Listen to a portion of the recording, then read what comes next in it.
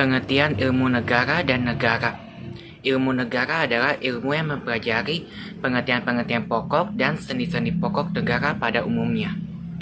Kajiannya mencakup hal-hal yang serupa dalam negara-negara, misalnya tentang terjadinya negara, lenyapnya negara, tujuan dan fungsi negara, perkembangan negara, bentuk negara, dan sebagainya.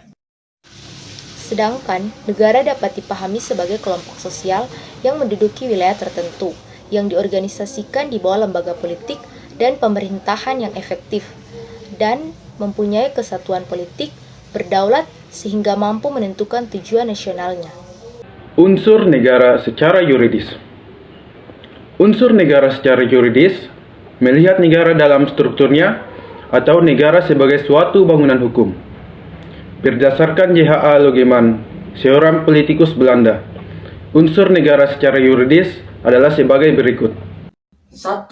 Wilayah hukum atau Gebetsleer, yakni meliputi darat, laut, udara, serta orang dan batas wewenangnya. Ia contoh daripada unsur negara yuridis, yaitu terdapat pada peraturan-peraturan yang mengatur tentang kewilayahan, yaitu yang pertama UU nomor 43 tahun 2008 dan juga yang kedua UU nomor 39 tahun 1999.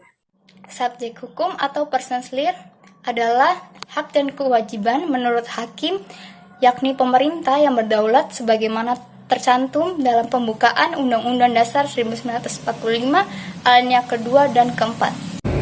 Yang ketiga adalah hubungan hukum atau de leer van de rechtsbetrekking, yakni hubungan antara pemerintah dan masyarakat, termasuk hubungan hukum internasional dengan dunia internasional. Sebagai contoh RUU Cipta Kerja dan Perjanjian New York tanggal 15 Agustus 1962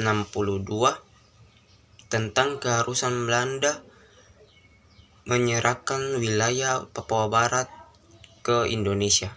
Kesimpulan dari materi yang telah dijelaskan, dari pandangan yuridis sendiri dapat dilihat dengan adanya hubungan hukum yang merupakan pengakuan dari negara lain. Dalam konsep hubungan internasional, kemampuan untuk melakukan hubungan dengan negara lain merupakan unsur pembentuk negara.